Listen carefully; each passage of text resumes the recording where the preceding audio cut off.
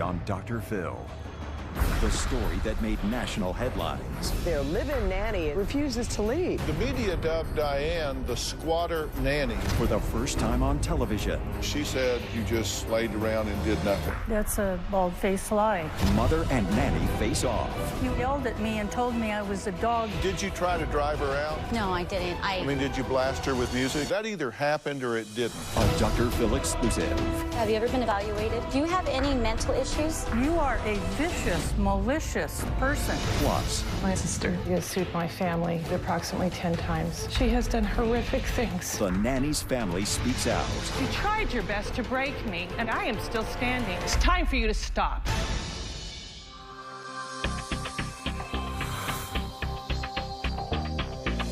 She was the nanny who was fired from her job, but refused to move out of the house. You've seen the story. It made national headlines when the unthinkable happened to a family, and it has people all over the country talking. Now, pretty unlimited in New Jersey tweets, once people ask or tell you to go away from their home, you leave. You don't turn someone's home into your battlefield. Kitty Bradshaw in California tweets, good for the nanny for taking a stand. This will make people think twice before abusing their nannies and maid staff. People are divided. On the one side, we have a mother of 3 young children who says she wanted nothing more than to find the perfect nanny. And on the other side, a 64-year-old nanny who says she was made false promises and is now evicted. Well, for the first time, the 2 women face off on this stage, and we are going to get to the bottom of what happened. Take a look. The local couple says their live-in nanny is no longer welcome, but refuses to leave. They say it's hard to hire good help. Well, guess what? It's even harder to fire bad help. Marcella and Ralph Bracamonte hired the 64-year-old woman to help with their 3 children. First couple of weeks with the nanny were good, and then they say she just stopped working. The couple took Stretton to court, but a judge ruled against them on a technicality and said they needed to file the legal papers again. I'm now a victim in my own home, and it's completely legal. Stretton was not talking at first, but she has since lashed out at the family. When I was working there, I didn't get lunch breaks, I didn't get coffee breaks. Basically, I was working 24/7. She wouldn't do anything. She stayed in her room 90% of the day, so I really did try to work with her. She's moved out, at least for now. We found nanny Diane Stretton late last night hiding out in her car. We just want to hear your side of this story. They have lied so much, and they have been so mean-spirited in harming me when I gave them way more. I gave them 4 to 5 times what they were entitled to, and then I get treated like this. Well, the mom in the middle of this mess says all she was looking for was someone to love on her kids and be part of her family. So she posted an ad on Craigslist looking for a live-in nanny. I hired a nanny to help my family, and it turned into us being victimized. My husband works quite a bit. I have 3 children. I was trying to start a new business. It just became overwhelming. I went to Craigslist. I had 3 people respond to it, and I corresponded with Diane. She seemed the best out of the 3. I met Diane. I asked her for a driver's license and her social security number. I did a background check. I asked her to write down 3 references. All of them gave her rave reviews. When I decided I would hire her, I promised her room and board. Diane's performance at first was good. It all went downhill after 3 weeks. According to Marcella, the nanny stopped working, stayed in her room, lounged on the couch, and just did nothing all day long. Finally, the family had enough, and that's when they say things turn scary. Past 3 months with Diane have been an absolute nightmare. She stopped doing everything altogether. So this is the room that Diane stayed in, and that's the chair that she sat in for over 8 hours a day. Once I asked her to leave, and she looked at me with that grin of, yeah, right kind of look. She said, if you want me to leave, you'll have to evict me. She's on the door on me. It sent a cold chill down my spine. I got nervous because a woman that is now hateful towards me is sleeping right across from my child. She tried to go in my boys' room and scare them, try to torment them.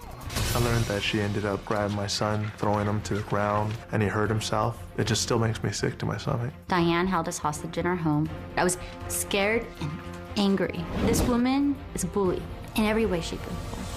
So this is the bike lock that we would put on our fridge because we were scared of Diane and what she could do. She might poison our food. Some nights, I wake up still a lot, 3, 4 in the morning, just listening for any sound. She'll never stop. This room needs to get blessed as soon as possible. I don't think that Dr. Phill is going to be able to get anything out of her. Why? Because she's not right in the head. I think she's a danger to society. She literally is a homeland terrorist. This is my home. This is where we're supposed to feel safe. And I had to sleep with one eye open. Okay, so it's good to meet y'all. You posted an ad on Craigslist. Yes. And a lot of people would say not the best place to look for somebody that you're going to put in your home because you don't know much about those people. But did you check this woman out before you hired her? I did do a background check. I have hired a prior nanny before off of Craigslist, and I had her for 2 years. And she was amazing, and we're still friends. Well, here's the Craigslist ad that you put up looking for a nanny. It says, when I leave for a couple hours at a time, I need someone with my children. I need backup on keeping my house clean and getting the start on meals for family. I'm looking for someone long-term who preferably gets a retirement, who wants to be part of a family. There is no pay, just room and board. Mm-hmm. And how many responses did you get? I got 3. You got 3? 3. And did you interview 3? I did some phone interviews on the 2, and I decided not to go further on the 2, and then talked to Diane, and I wanted to meet her. The deal is no pay, but room and board. Right. And that was because I was going to be doing my work from home, and I was trying to start a business, and so I was going to be home a lot. Things went along okay for a while. How long? About a good 3 weeks. Okay. And then what was your first sign that this isn't going to work? Why I say she was good the first 3 weeks was because she was very hands-on with my middle child. They were awesome.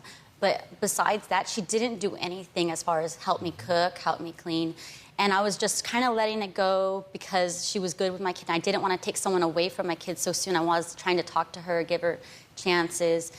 And then when she got real comfortable with my 4-year-old, that's when I started to see the negative part of her come out. That's when I started to see, she started getting very rough with him, as far as verbally rough with him. When I told her to stop, she completely withdrew herself and started staying in her room. And she might come out to wash a few dishes after that.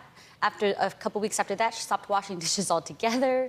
It's just a lot of things were changing, and I just had to step in and say something. Okay, well, I think these are your expectations of her as a nanny, to keep the kids busy doing schoolwork, arts and crafts, reading, music, writing, playing in the yard or swimming, an hour of TV allowed, and then Bible study.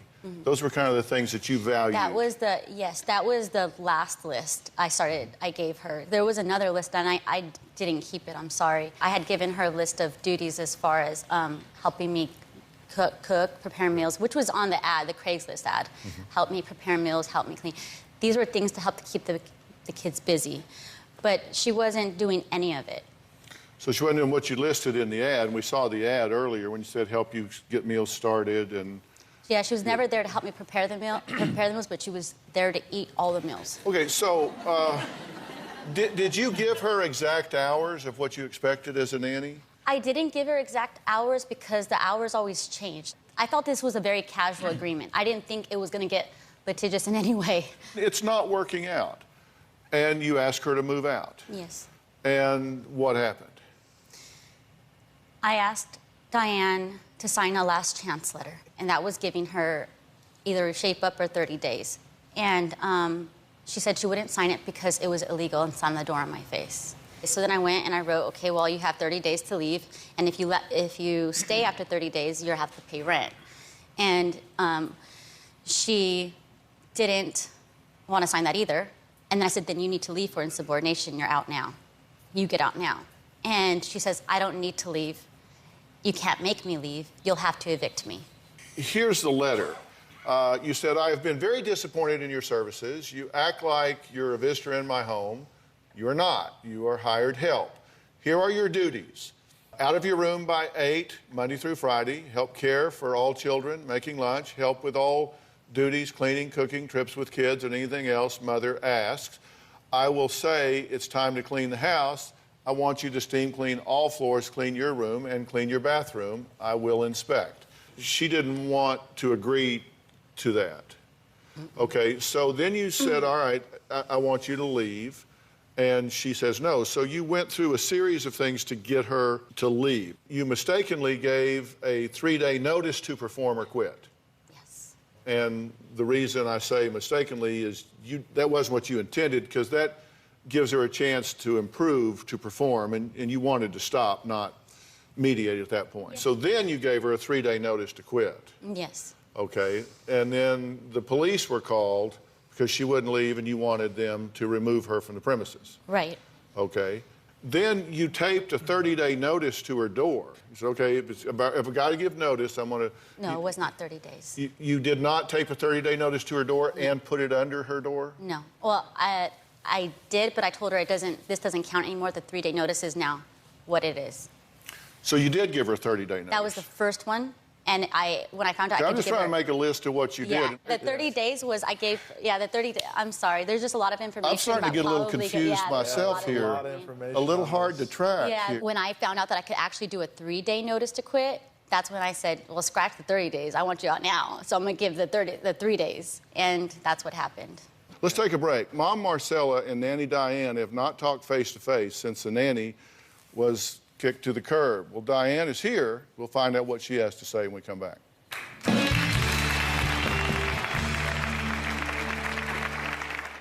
Marcella had the Wi-Fi turned off, the cable turned off. She put a lock on the refrigerator, and she locked my bathroom and the laundry room. You do not ever cross Marcella. Nobody does. And later... You also yelled at me and told me I was a dog. Get back in my room. I would never tell you to get back in your room. I'd say get out of my house. As we learned more about Diane, we started to find all the things that she had done to other people. Stories of her childhood, how she used to torture her little sister, throw her in a cactus all the time. Stories about things that she's done to her children. We heard of her putting a knife to somebody and saying, you have to go to sleep sometime. It puts more fear in you.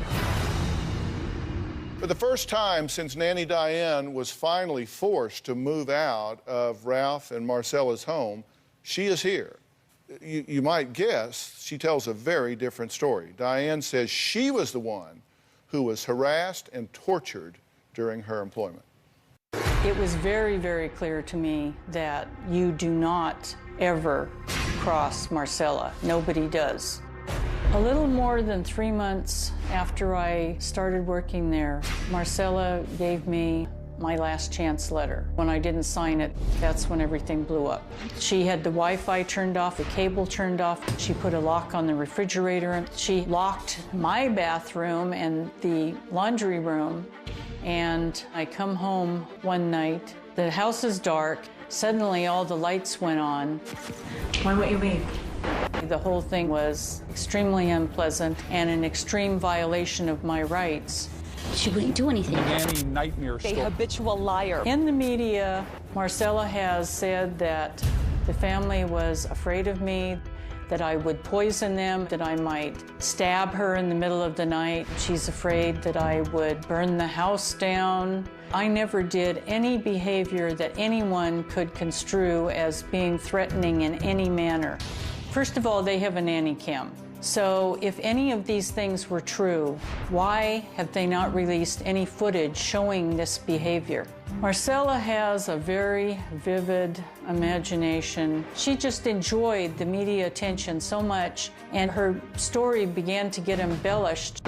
She's a con artist. Con artists have a way of switching things around. Her Facebook page had said that she wanted to ruin me. I'm just afraid that she's obsessed with somehow harming me. She's done everything but take a gun and shoot me in the head. Well, Diane, come on out.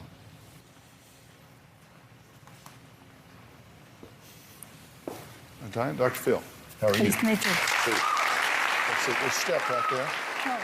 Help you up a little bit. What's your reaction or comment to anything that you've heard so far? I just have a question why she could have notes and I wasn't able to bring any.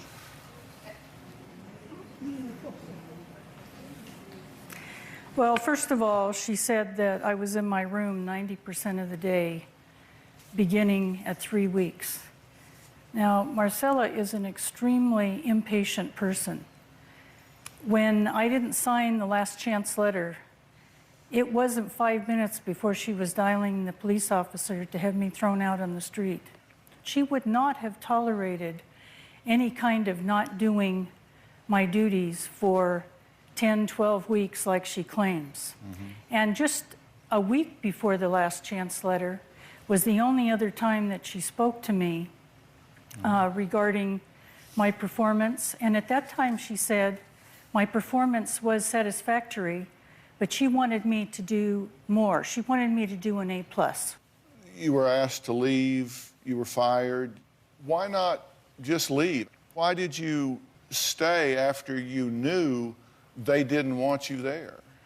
Well, because when I interviewed, Marcella was very concerned that when my children had children and I became a grandmother, that I would abandon her. So she wanted to have 30 days notice before I quit so that she could find another nanny. And I said, fine, then let's make that reciprocal. But you didn't quit, you got fired. So that certainly relieves you. No, I quit 2 days before I got fired. But we had agreed that there would be 30 days. But I would think that when people are like going to court and calling the police and all, that one would kind of think they've waived the 30 days. Why did you stay? I was trying to look for someplace else to live. Did you use that 30 days for that purpose? I began searching, but she turned off the internet 2 days later, so I went to public places. But then when things spun out of control, I hadn't located anything, and then I quit looking. I'm curious if you did the things that she says you did, because she said at a certain point, you wouldn't help with the meals, but you were always happy to eat them, that you wouldn't help clean, you wouldn't work around the house, that you just kind of laid around and did nothing. That's a bald-faced lie. I did all dishes every single day, every single meal, the entire time I was there, until the 6th of June. And then she said she didn't want me near her or the children. She didn't want me to do anything, so at that point I stopped. Some of the things that you said, I mean, they're not true. What is not true that she said? No breaks and stuff. That wasn't true. You know that wasn't true. Yes, that was true. I was on call constantly. In fact, I gave the show some of Marcella's texts where I was expected to do things at early in the morning and late at night. Way more than an 8-hour shift. But the thing was, you're trying to say it was a consistent 8 hours. It was never a consistent 8 hours. Yes, it was. Any time that Marcella snapped her fingers, I was supposed to come running. And it didn't matter. Even when I was sick, I was vomiting and I had diarrhea. She didn't care if I got lightheaded and I dropped the baby. She just knew that she wanted to go out and party. So she came home, dropped the baby off at 1 o'clock, and it was my problem, whether I was ill or not. I'm so sorry that you feel the way that way. I really do. I really feel like we made you part of our family. We cooked every meal for you. I served you coffee in the morning. I made you a Mother's Day meal. We ended up inviting you to parties with us. No, you made that for Marcella. I just happened to be there. I made it for you as well. I told you Happy Mother's Day. We told you, my kids told you Happy Mother's Day. If you had just done the bare minimum, you would still have a place over your head. I did do way beyond the bare minimum. And you threw a tantrum like a child when I asked you to shape up. No, and I you didn't. slammed the I didn't door say on my anything. face. I and don't you throw slam a doors. fit when And I don't asked scream. you to clean your bathroom. Well, let's take a break. When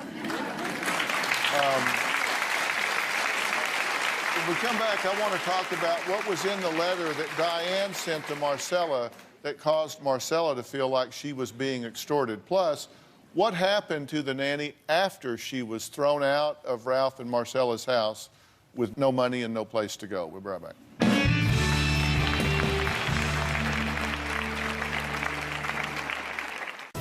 I'm angry because I was constructively evicted from the Bracamontes home. This shouldn't have happened. It's just wrong. And later, You tried your best to break me, and I'm here to stand here in front of you and say I am still standing.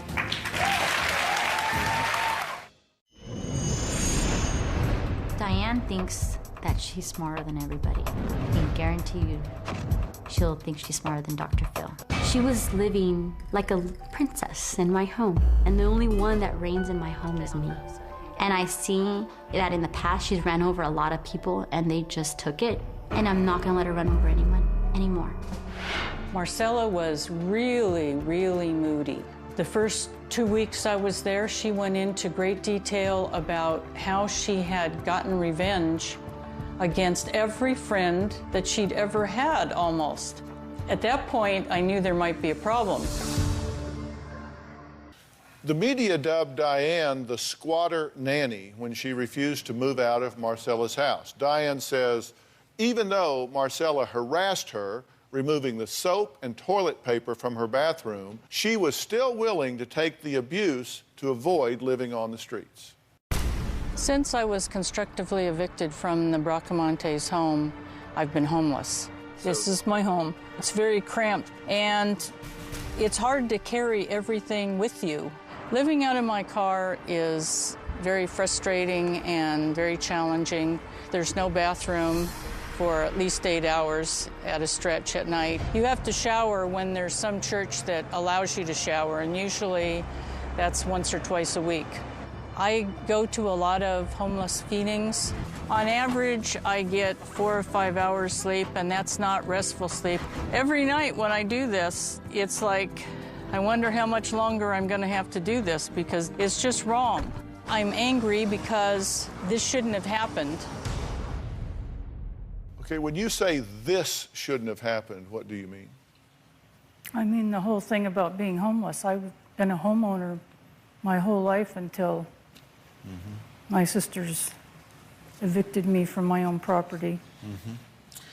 Well, there was a letter that you sent to Marcella, according to her, on June 9th.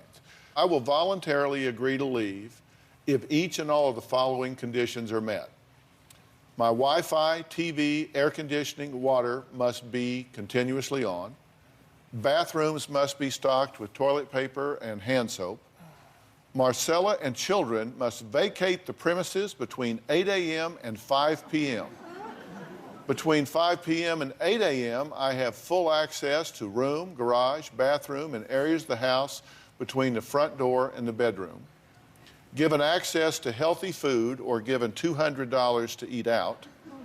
Front door and bedroom door cannot be locked in a manner that prevents entering, and locks cannot be changed. Is that accurate? That's accurate, and it reflects what my rights were in the law. During the 30-day period in the law, every benefit, every amenity that you had has to remain. And you made sure you knew the law before you got to my house, right? Right? You made sure you knew I didn't try to set you up if that's what you're trying to insinuate. Asking my wife to be out of the house that we pay for, between 8 and 5 p.m. with the children. And are you aware of her conduct from the time that she served me with the 30-day notice?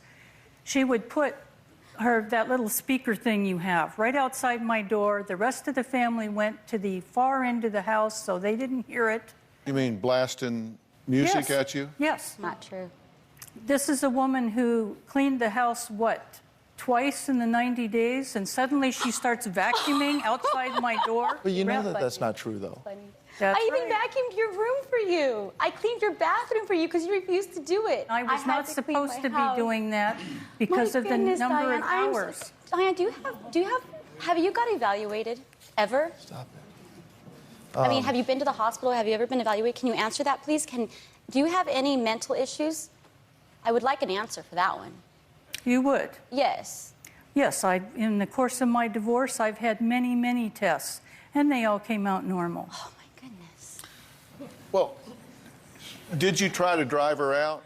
No, I didn't. I mean, did you blast her with music? No, I had music on when all the family was there, and it was at a decent But tower. you didn't put a speaker outside her door? No. The police came out twice over that. Do you have the police reports? Did the police officer see that, or is it set up like your dog food? Oh, the dog food happened too. No. I mean, you are a vicious, malicious person. What happened with the dog food? She sent her 4-year-old son to my door. He knocks on my door and he says, "Diane, we have your dinner for you. We have dog food for you." And afterwards they left and I opened the door and there were 3 cans of dog food outside the door. You also yelled at me and told me I was a dog. Get back in my room that weekend when I dared to leave it. I would never tell you to get back in your room. I'd say get out of my house. No, you told me to get back in the room. Get out of my house. Have you filed a lot of lawsuits? Quite a few. You've been in at least 37 lawsuits. Do you plan to sue them? And later, She looks in the law and she finds out what the law says she needs to prove, and she just lists all those things and then alleges that that's what we did. She did that when she sued us for wrongful death of our father. is what they're saying accurate? Not even close. Diane told me one time when my wife was with our son on a camping trip that if my wife and I ever split up and I ever needed somebody in court to testify against her, that she would do it. And I looked at her and I laughed. I was like, no. I was like, okay, well, whatever. And she said, no, I'm serious. Do you plan to sue them? Well, I take a wait-and-see attitude. Approach. It depends upon how damaged I am. If I go and when I get my pension and I try to rent an apartment and they go, oh, you're that nanny. No, we're not renting to you no matter what. Do you feel that they have slandered you or defamed you? Absolutely. What is it they've said that is defamatory? Practically everything they said.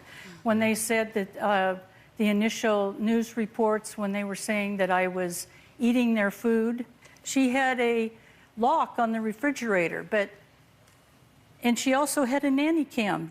What else have they said that's defamatory? Well, the part about not working after 3 weeks, that's nonsense. Okay. I was working hours and hours and hours. The good news for you is if these are the things that you feel like they've said that are defamatory or slanderous, you've corrected them here. So in that way, you've negated that impact because you've set the record straight. We've given you the opportunity to do that. They have described you as litigious. Are you litigious? No, all of the cases are related to what my sisters have done and my divorce. It was all the family assets. Well, have you filed a lot of lawsuits against people? Quite a few. How many would you guess? You've been in at least 37 lawsuits. At least. Some of them I was the defendant. Yeah, because I have a book here of lawsuits that are a matter of public record, and we did not find 37. We stopped looking, but we found 27 of these. 7 were dismissed for lacking merit or standing, and of the 22 that we have, you represented yourself in 20 of those. And we found that you had an attorney that represented you in 2 of the things that we found. But one of the lawsuits you filed was against your attorney. Mm-hmm. Right? And you are listed on the vexatious litigant list in California, right? Yes, I am. Which means you don't have the access to the court system unless approved by a senior judge, because to get on that list, it's been determined that you have filed frivolous, meritless, or baseless lawsuits meant to harass. You mentioned your sisters and that you've had some of this has been probate related and to them. Well, Diane's sister and brother-in-law are here. They've not seen her in 6 years because they say they're afraid of this nanny. We're going to find out why Diane has filed several lawsuits against them and even blames them for being homeless. We'll be right back.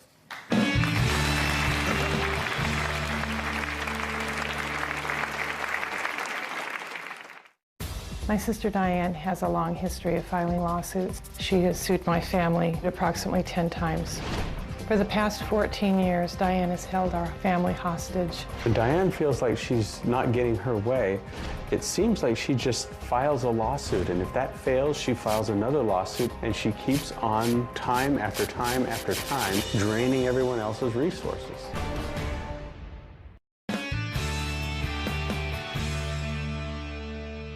Well, former live-in nanny Diane recently made headlines when she refused to leave her employer's house even after they had fired her. And she's not only at odds with them, Diane's sister Donna and brother-in-law Bob say they have been in and out of court with Diane for the past 13 years and feel like she's holding them captive with her lawsuits. Take a look. Diane has created havoc in our family. Diane is my oldest sister. She has sued my family approximately 10 times.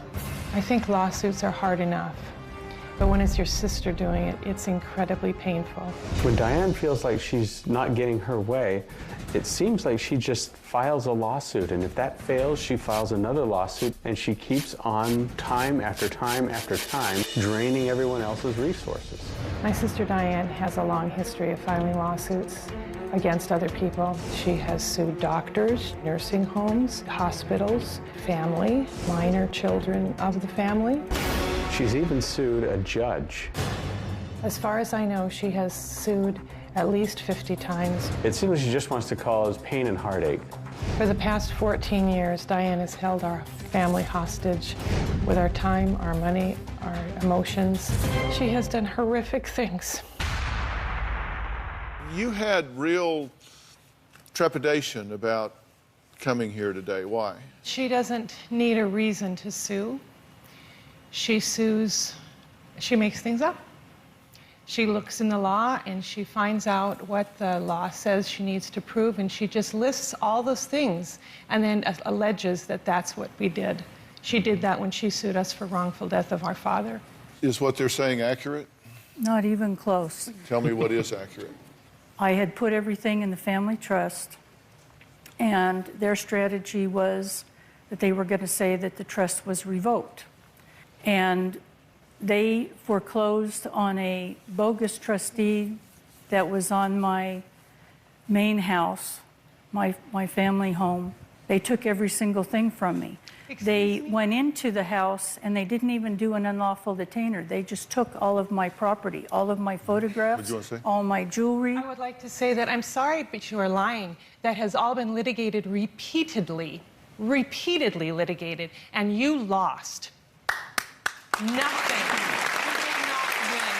You tried your best. In fact, you tried your best to break me. And I'm here to stand here in front of you and say I am still standing.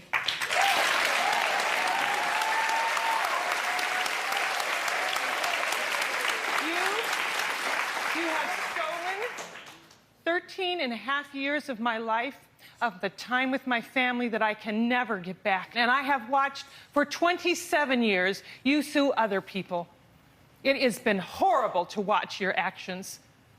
You have been out of line. It's time for you to stop. And let me ask you, Go ahead.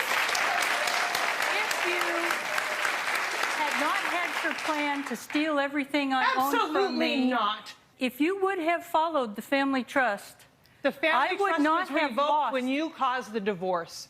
I didn't cause the divorce. You caused the divorce. What you've done to me, you first did to our mother.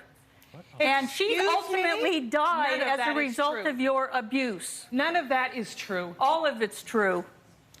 Only in Diane land. The judgments you have aren't worth the powder to blow them to Timbuktu if the law is followed.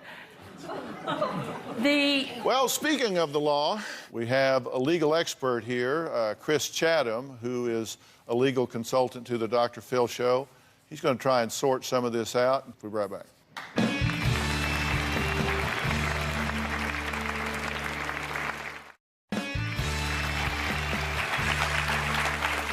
Our resident legal consultant, Chris Chatham, is here. He is a licensed attorney here in the state of California. And Chris, how does all of this happen? How did this couple here hire someone to help with the children and wind up in a national headline battle? You get into disputes like this, you got to have a written agreement to reflect what the parties intended at the beginning rather than where you are now. The moral of the story is you need to be real careful that you have a clear understanding with people you do business with, particularly if they have access to your home and your family, particularly if you're putting your life on hold to move in somewhere. There has to be clear understandings. You've had other nannies, right? Yes. Did you get along with those nannies? Yeah. We got, you know, you live with people, but yeah, for the most part, 90% of the time we got along. Yeah. There was some talk about Becky. Becky. And Becky was going to be here today on the show, but then you canceled her. I didn't. I just said she has a dog and she's concerned about her dog. And well, no, actually, we interviewed her, and like 5 minutes after we finished her interview, you called and said, I need to clarify a few of her statements. She called me and she said, I told them that, you know, at the end, and she's like, and I don't remember if I told her at what part, but that I really didn't mind getting paid because, or not at the end, because I did pay her when I worked for this whole time that I had her. I paid her, and that was also a lower wage because of the room and board, and but she was fine with that. But then you called us and canceled her. I didn't call and cancel her. Oh, actually you did. I'll have the producer come out that took the phone call from you. I wanted her to come on, but I said, if you can't make it, then you can't make it. She says, I'll come if they can put my dog up, but I don't have anyone to watch my dog. We were going to talk to her on the phone. Oh, no, she could talk. I told Joni, talk to her on the phone. But why did you call us and say she can't participate? No, I said she has dog issues. It's the first time I've ever had one guest call and cancel another one. I didn't cancel. I wanted her to be here. Amy, was this guest canceled? Yes, the guest was canceled. I didn't. And by who? My associate producer, Joni, did the pre-interview. And then afterwards, Joni told me Marcella called her and wanted to clarify some statements. And then 5 minutes after that call, she called again and said that Becky could not do the show because she had to watch her own dogs. I didn't call and cancel her. I said you didn't call and say she has to watch her dogs. I didn't know that me saying she needs to watch her dog was me canceling her. It was made pretty clear that she needed to watch her dogs and that she was busy. And this demonstrates the problems I had with them the entire time I was working with them. I think it's just a huge misunderstanding. I don't think there's any misunderstanding at all. Did the guest call and cancel, or did Marcella call? Marcella called and canceled the guest. You can call her. I didn't. I did call her, but you canceled her, or I'd be talking to her right now. Well, our audience has some strong reactions to this story. We're going to find out what they have to say next. We'll be right back.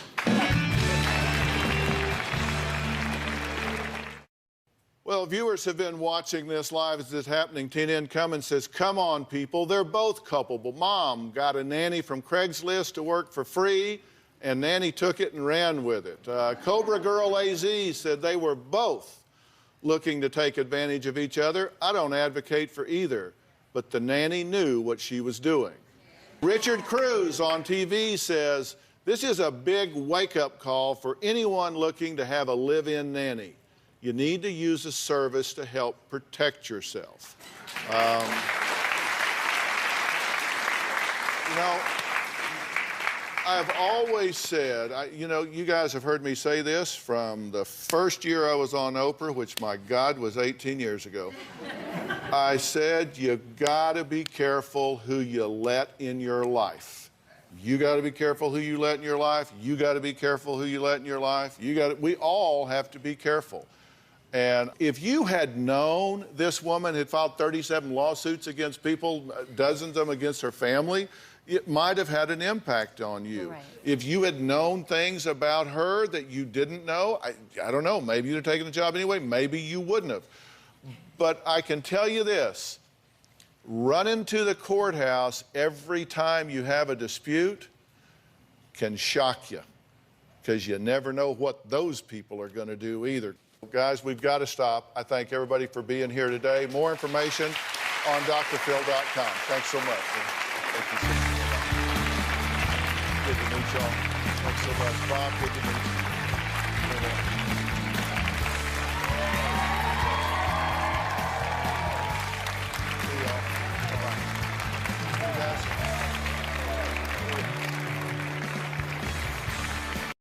Today on Dr. Phil, they don't like their sister's new boyfriend. Did you do a criminal background check on him? Yes, I did. And what did you find? A lot of stuff that I'm not going to go into. Well, we are going to go into it. Should they be suspicious? First thing I want to say is you're a lying dog. You started out saying that Kim's daughter was uncomfortable around me. Tell me, why does she have one of my shirts? That's disgusting. She shouldn't have one of your shirts. What was he convicted of? I don't trust these people to receive it well. Oh, that sounds like a grill keeper there. If you say that this is not a problem, I don't think it is a problem. Then put it out there. Watch what happens. Should we tell? When his past is exposed. He got in trouble for... Oh, my God.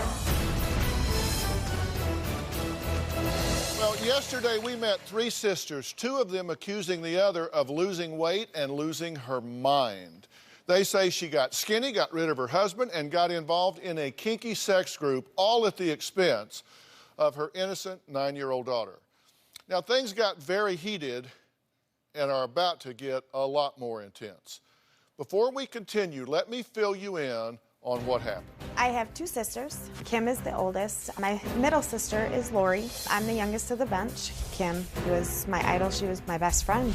About a year and a half ago, she had gastric bypass surgery and she lost well over 100 pounds. And she changed into a whole different person that I don't even recognize anymore. Kim filed for divorce and joined the group. This group is about sexual fetishes, and they perform those fetishes on each other. They whip each other, spank each other, sometimes with paddles. Very aggressive moves that leave markings on your body and could really hurt you. Is this a fetish group? We do discuss fetishes, yes. You do more than discuss them. What about all those pictures on the website? I have posted a few pictures. I have like 58 of them on my computer at home of your private areas beaten and bruised. Kim's priorities right now, I think, are herself, the sex group, and then her daughter. My niece sleeps out in a living room and has told me that she has heard sex noises coming from the bedroom, and they're so loud and so odd that she has had to put her head into the couch cushion to drown out the noises. She even told me that she hears whipping sounds and that she's very scared because she doesn't understand fully if her mother's in pain or if she's being hurt. Your concern is that many of these things are going on around her daughter. That's correct. You've called CPS 4 times. She's fooled a lot of people. I can't fool CPS, Dr. Phil. They've been in my home unannounced. Are they out to get you? I just want to be happy. My daughter and I are more connected than we've ever been. So why did she tell me she doesn't like being touched anymore? Kim and I were together for 17 years. The best thing to come out of my marriage with Kim is definitely my daughter. Kim being involved in this group does not affect my daughter. If I had any fear that she was in danger, I would definitely take control. I don't feel that my daughter's involved in this. You think she keeps it separate? Yes. You have a new boyfriend. Mm-hmm. Has she slept in the bed with this new boyfriend? Absolutely, unequivocally not. What do you know about him? I've done a lot of research about him. So what do you know about him? Now that I am with my current boyfriend, Stacy, I definitely understand what the word love means. I met Stacy around 7 months ago through a close personal friend who does happen to be part of the group. We talked for a while online and then met in person after a few weeks. The relationship I have with Stacy is the healthiest relationship that I have ever been in. My sisters aren't giving Stacy a fair chance. They're not giving Stacy a chance at all. I have asked Emily to not judge him until she has met him. I think that she would find that he's a really decent guy and somebody that she would like a lot. Okay, Stacy, meet Lori. Hello. And Emily. You know James. Yes, I know James. And you've been involved romantically with Kim for how long? Since the beginning of April. Since the beginning of April? Yeah. Okay, so less than a year. Yeah. And you've known her daughter for how long?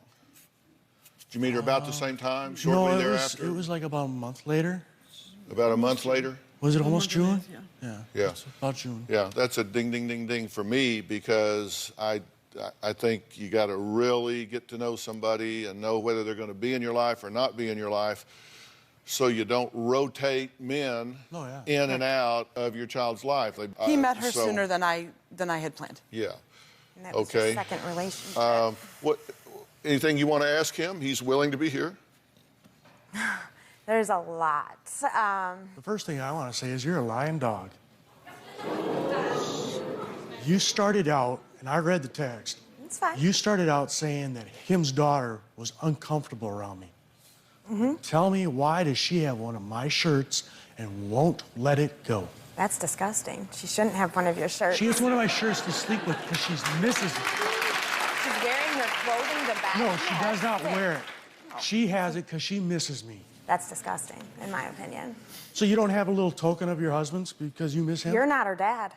I know. You're not related to her. You have no business no being big deal. around her. See, this is what I deal with. And they don't know her. Why does he have no business being around her? A divorced parent is never supposed to date? Then you Okay, shouldn't have even had a look, relationship. I believe in until getting it's done. everything on the table. If we're going to solve this and get it out there, I believe in getting everything on the table. Have you been honest with her about your history, your background, who you are?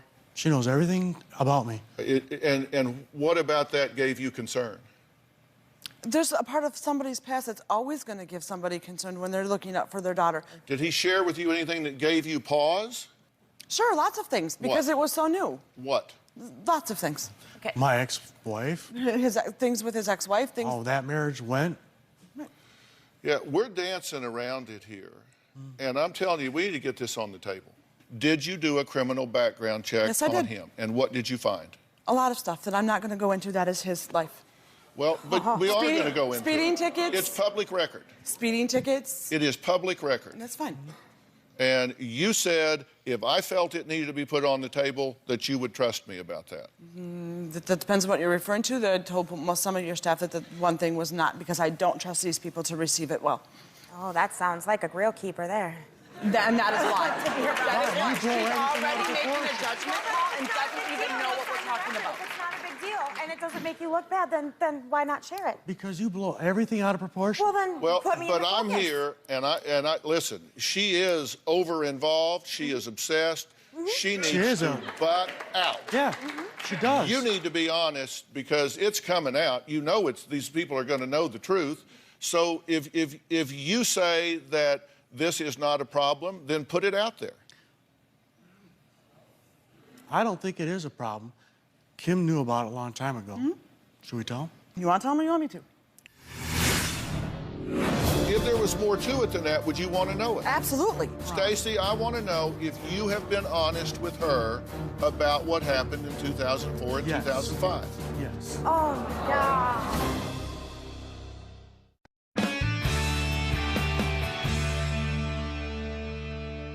You want to tell me? You want me to? Go ahead. I don't care. He got in trouble back in 2004 for illegally downloading movies. He went to work one day, downloaded a zip file, and that zip file was child pornography. Oh. And that's what he got busted with. Oh, my God. Okay. So you were charged in 2004 with Possession of child pornography. Yep. And as a result, you are a registered sex offender. Correct. Oh, my God. Now, tell me how it happened, because I'm not a computer guy, so educate me. When you look at the files, all you get is a file name. You can't open a zip file and see what's inside it until after you get it. Have you been honest with her about this? Yes. From the get-go, before he met my daughter, before he was around my best friend's children, everything. He said, you need to know that I am on record. You need to know this, this, and this. You can talk to this person. You can talk to my mom. You can talk to anybody you want. I will not be around your child until you know this. I am concerned about the child. That is my #1 priority. You guys are so far in the dust. And what happens in our bedroom is none of your business. But now, wait a minute. No, you do. I want to know, hold never even on. around. Stacy, I want to know if you have been honest with her about what happened in 2004 and Yes. 2005. Yes. And did you independently verify this and research it, and Yes, if so, sir. how? I talked to the county where he was arrested. They gave me as much information as they legally could. I told them the situation, that I had a young daughter, that I was beginning to date him. I talked to his friends. I talked to his family. I talked to neighbors. If there was more to it than that, would you want to know it? Absolutely. You talked to the sheriff's department? I You did. talked to the county records people? I did. Because I did too.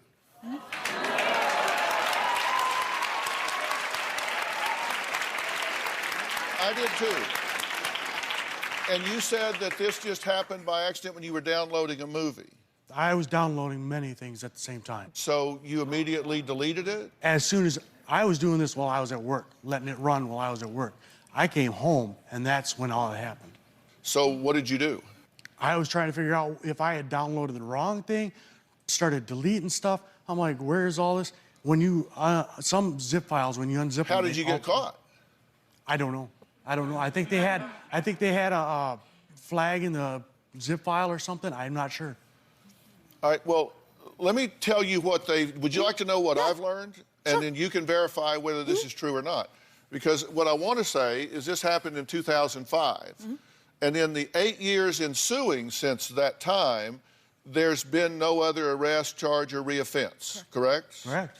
They said you also had a binder, hard copy of these images as well. No, I didn't have You hard know copy. now, right? You know now. That you had a binder. I don't know. I'm just telling you what the police told us.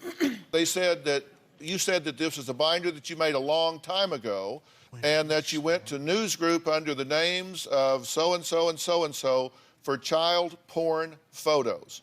That's what you told them. No, I don't. That's even in know. the police. I have the police report. Yeah, well, the police report's been wrong. They said I had 5 computers. I only had 3. It was wrong. The And they fourth told one me was that just there a was box. discrepancies in the police report. I don't even want to talk to you. Okay. You pled no contest. You didn't. Possession is 9/10 of the law, no matter what it is. I would think you would want to hear this. Kim, do you want to know this? This is stuff I was told. Okay, so you knew this. Yes, this is stuff I You was told. knew that he had a binder of these pictures? How does that happen accidentally? That was in the report. They said that there was other things in the report that were not accurate, such as the 5 computers. They said that he had 5 computers. It was later found to be 3. The content was on 1. Okay, what about the binder? I wasn't told about a binder. You're told about it now. You don't deny having the binder, correct? I did not have a binder. You didn't have a binder. The police are wrong. Yes. Okay, well, boy, They've been wrong in the past. They said that when they talked to you, that you referred to yourself and a subject that you would chat with on the internet as pedophiles. No. They said that you said that when you go to Walmart, you like to look at children. No. When asked why children are more sexually gratifying, you stated, quote, they're hairless, comma, they haven't developed breasts, and they're innocent. No. You also stated that the children in those pictures are pure and have not been with anyone else before sexually. No. When questioned if he, Stacy, would prefer a 30-year-old woman who was hairless and didn't have breasts, would he choose her over a child? Stacy responded he would, quote, prefer the child because the child has not been around.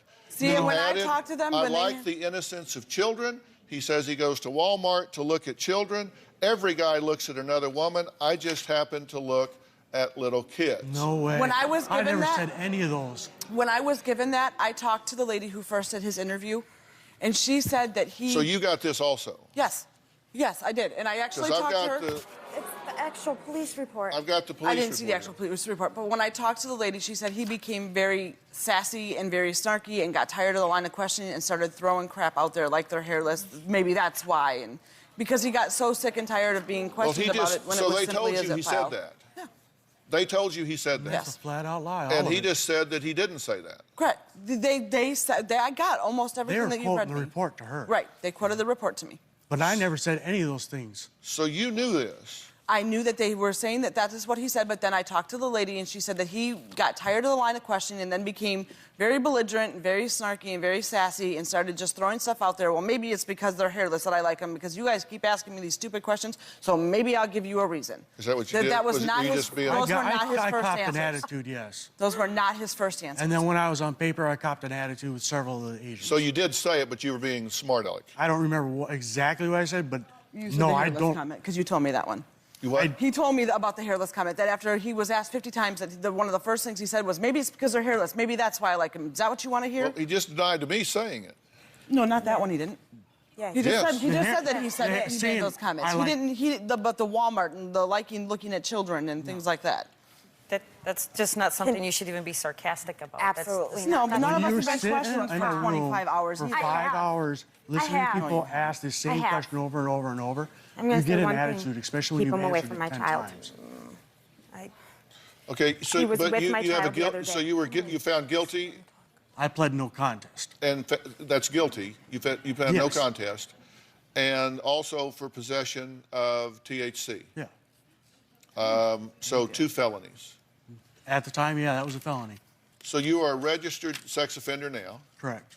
James, Because I would have loved to have shared this with her. You don't ask questions. James, anything. this is your daughter, James. As far as What I'm do you have to concerned, say? me and her's none of your business. I didn't know the full extent of everything until you had brought it out. And my main concern is my daughter. I'm sorry. He's a good dad. He's a Yeah, very he good did dad. know. The police say that the age range was an age range that your daughter would fall right in the middle of.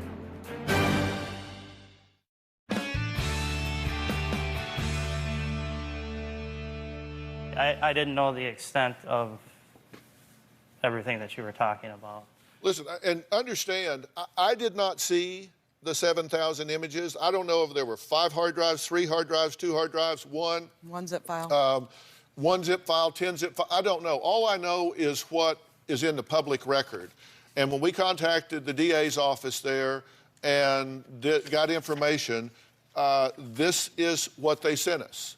And it is all here, chapter and verse. So all I'm doing is referencing public record here, and you're saying it's not true, that you did say some of these things, but you were just being a smart aleck, and that this just all happened by accident, and you're saying that you didn't have a binder. No, I did not. Why would the police say that you had a binder? And why would they quote you as saying that you made the binder, quote, a long time ago, and even said where you got the pictures? So I'm just asking, did you say those things? No. You didn't say that you interacted with someone on an internet group? I don't care for chat. With Kim, Kim is the only one I really chatted with. Kim and our mutual friend. Other than that, I don't like chat. It's boring. You must have to have pictures on it. Were you being a smart aleck when you said you go to Walmart and look at little girls? Yeah, they asked me if I go to Walmart to do that. I'm like, whatever, yeah, sure, whatever. Okay, so you did say it? Yeah, it's in sarcastically, yeah. Okay. Because you said you didn't say it, but now you say you did say it, but you were being sarcastic. I didn't say it honestly to the It was what being honest. It wasn't an honest response. I was sick and tired of being there. And what were the age range of the kids in those pictures? I don't know. I couldn't tell you. I opened a couple up, I'm like, whoa. I closed it.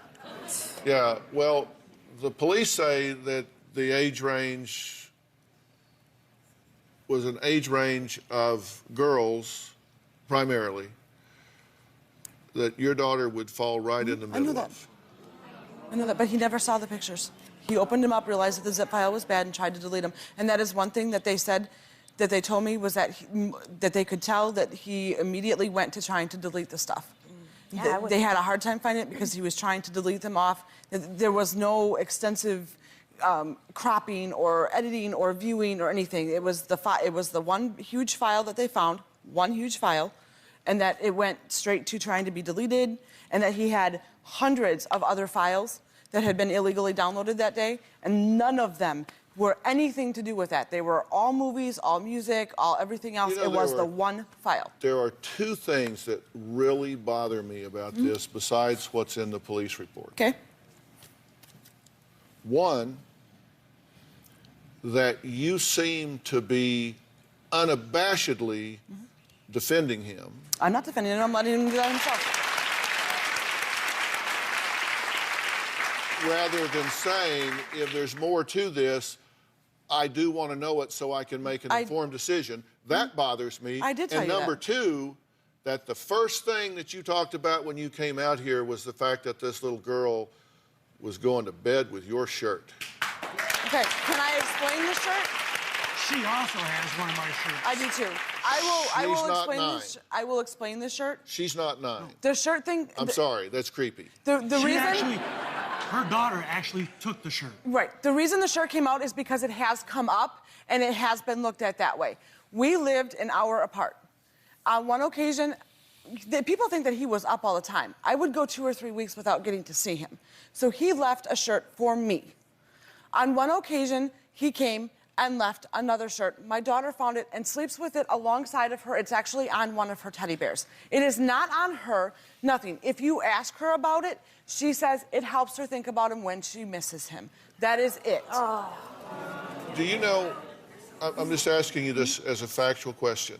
I'm the one that did that. I'm the one that let her have that. Okay, because she missed him, and that is what know- I used when I missed him. She missed him. She knew that I slept with one of his shirts. That's what he said a few minutes ago. I said the second thing that bothers me is the first thing you talked about when you came out here was with the shirt, and you said she wanted the shirt. What he said was that he tried to take it back home, and she didn't. It just doesn't fit in my ear. I'm just saying. And let me be very clear. I would. Let me be very clear about something. That's fine. Okay, because I want to sort it. I want to get this on the table and talk about it, but I want to be very clear about something. There has never, to my knowledge, and we have done a deep search on this, there has never been even a charge or allegation that he has ever been a hands-on child molester in any way. Never. Nobody's Nothing. ever said that about you. Nobody has ever said that you touched a child And I never will. inappropriately. So I want to be clear. What you have been convicted of is possession of child pornography. No one has said that you are a hands-on molester, although I will tell you that you need to understand from a research standpoint that the likelihood of those involved in internet child pornography are at much higher risk for becoming hands-on offenders. Yes, which is why I did Although there is no evidence that you've ever done that. I don't want to mislead people about that, okay? Trying to be fair with you. Right, which is why we I have to did take the a quick research I break. did. This happened in 2005, and Stacy says he has been a model citizen since. The records show there has been no reoffense, there's been no other arrest, no other charge, certainly no other conviction. So should Kim be worried? Well, we're going to see what a special agent for Internet Crimes Against Children's Task Force has to say when we come back, and I'm going to tell you what the reoffense rate is for sex offenders when we come back.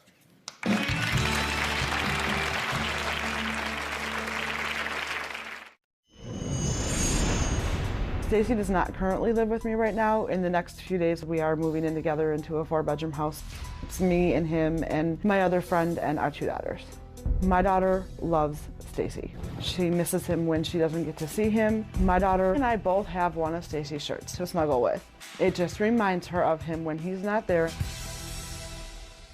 Our Twitter is blowing up here. Healed Heart says, sometimes we want to be loved and accepted so bad we settle for less than we deserve. Helen Lusk, 1957, says, if there is any risk at all, the best way to ensure safety is to not take it. Always protect your child. Fifi Flea says, as a parent, you have to be responsible if your mate has a past that's dangerous. You have to let go. Hashtag feuding sisters.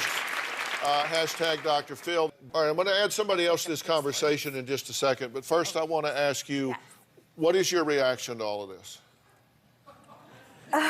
Sick, disgusting. Sick, disgusting, yeah. Shocked. Her words. To be honest. Which one of you said that she felt uncomfortable sitting in his lap? That is what my niece told me. She told you what?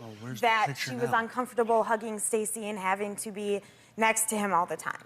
I'm glad that the lap thing was brought up because I'm actually the one that is telling her that at 9 years old, it is not appropriate to be going around sitting on people's lap. She's the one that's constantly trying to jump on his lap, as well as many other people's laps. Okay, what's your reaction to all this? It's disturbing.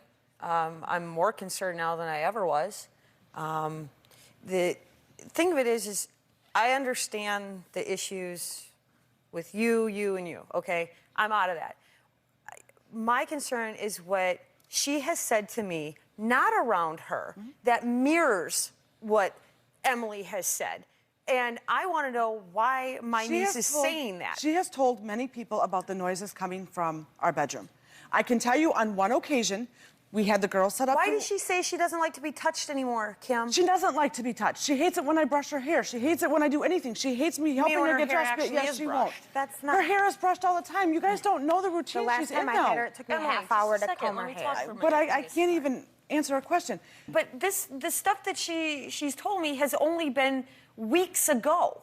This isn't something from a while ago. She doesn't like to be touched. She doesn't let anybody touch her. CPS has looked into that. The teacher has looked into her. Why does she say that you know, she hears things and kind of rolls her eyes and because I don't like to talk about it. It makes me uncomfortable. But you never asked what the sound sounded like. Exactly. You know why? Because I don't want to interrogate my niece. It was a movie. I understand that. Maybe it was a movie. It was the adult Snow White movie, the Red Riding Hood movie Look, I've just that we were noticed watching. changes It in was the a last movie. couple of years.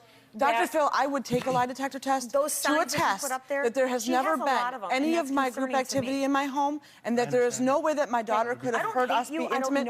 Her dad and I, another story, she did walk in on us when she was 3. You're like neutral, okay? I got you. But I would attest to don't that. like the fact that you've got that in a police report. Why would they put just that in a police report and not the other stuff that you, before you became snarky and sarcastic? Where's that? There is a whole report. There is more to it than that. There is a whole report. He's not alone with her. Want to spend your life with somebody that can't be alone with your child? Guilty or innocent? Is your daughter worth the risk?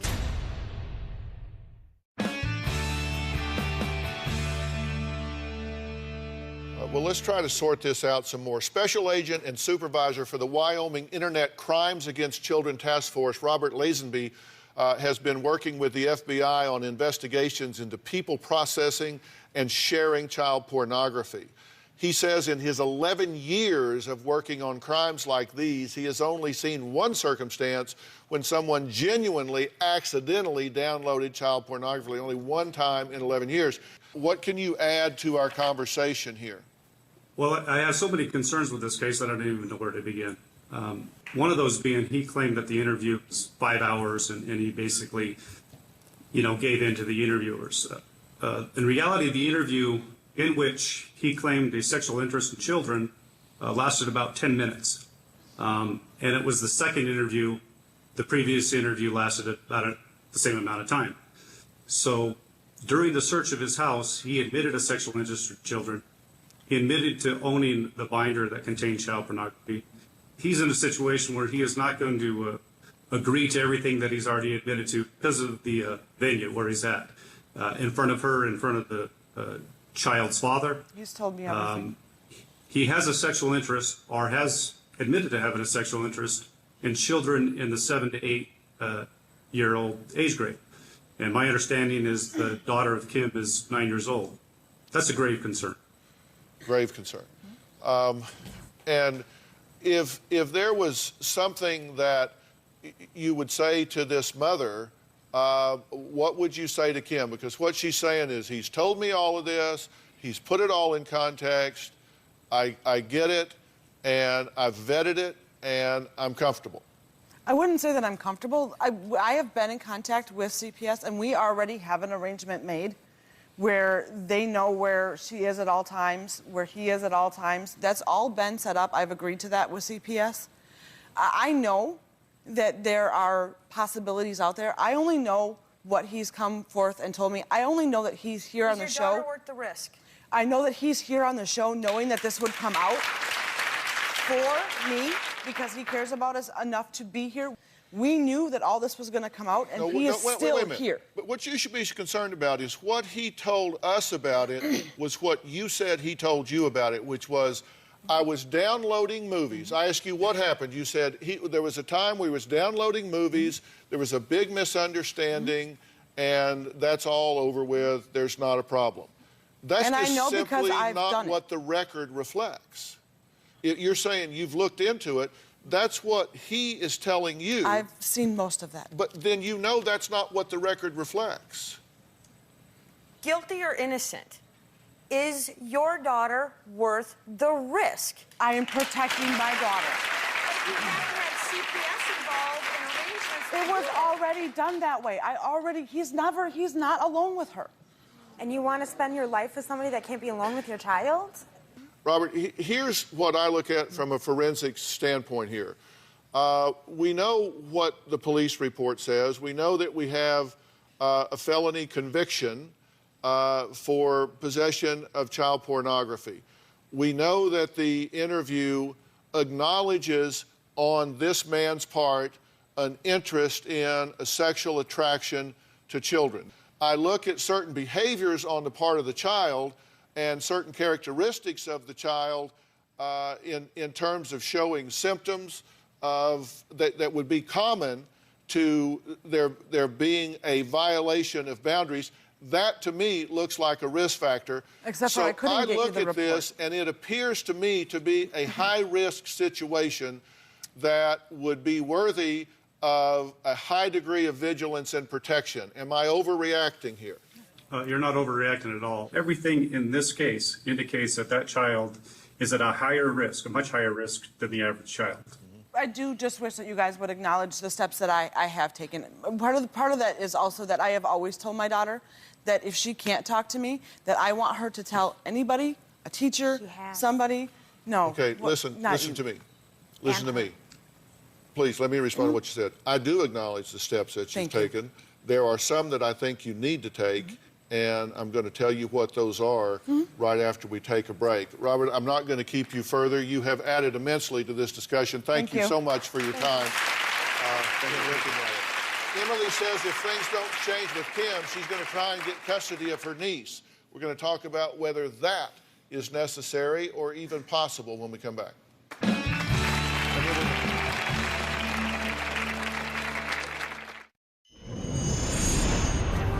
In my opinion, my 8-year-old niece is crying for help. And she has been crying for help with the accidents, with the tantrums, but her mom's just not listening.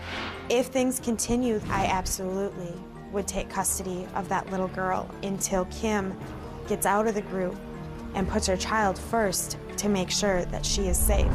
If I heard she was being sexually abused and neither parent was doing anything about it, then I don't think I'd have a problem petitioning the court for custody. Well, I wouldn't hesitate to take her. What I'm trying to tell you is that there are significant risk factors here, just statistically. Yes. You're taking some measures of protection, which I've acknowledged.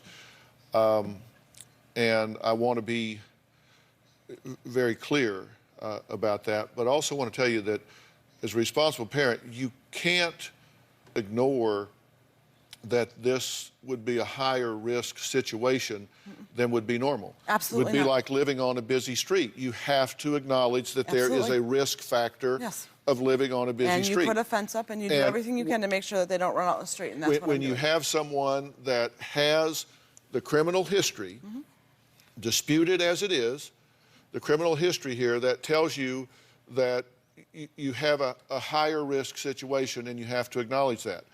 Now, in the interest of accuracy, I have to be very clear, and it's going to lead me to what is my greatest concern about what's not happening here.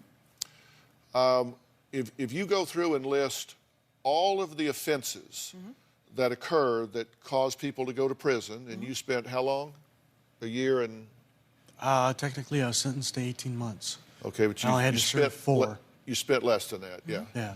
All right, so he did go to prison for this, but the lowest group of reoffenders are sex offenders.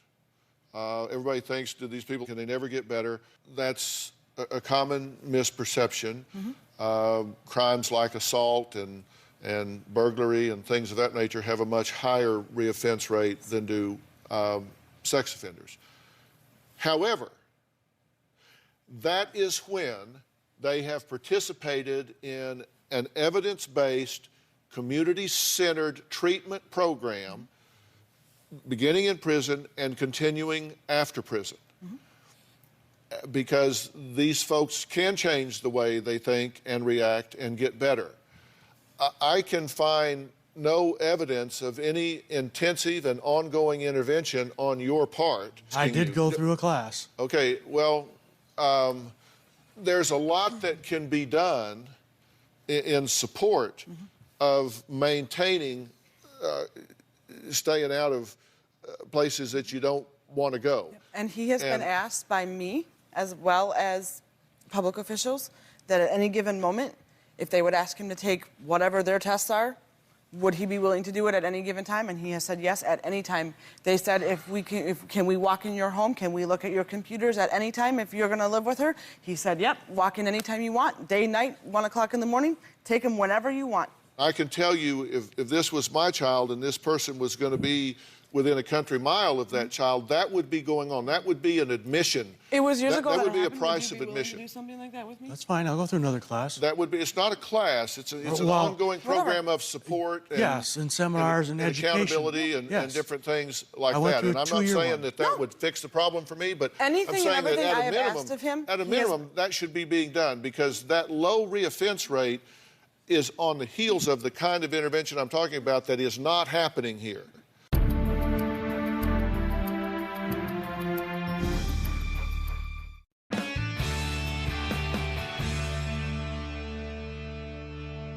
Final comment from you. No, just stay away from me, stay away from my daughter. No, I hope, Kim, sometime we can get back on somewhat of a relationship, but we're never going to be as close as we were. And as far as you, I'm good not knowing you. So. Any final comment? My only thought is whatever right now. You've never lived alone, ever, Kim. Correct. Just get a place by yourselves and just be mom and daughter for a while.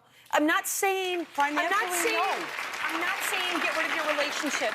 Can't you just be mom and daughter, have your own little place for a while? Financially, living arrangement, no. But I do want I make what you make. I know, and you don't have half the bills that we're trying to still pay off.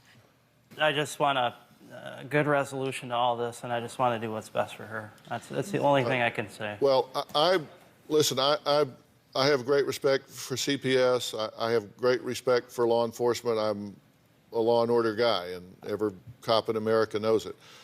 I think I'm very misinformed on a lot of things, and yeah.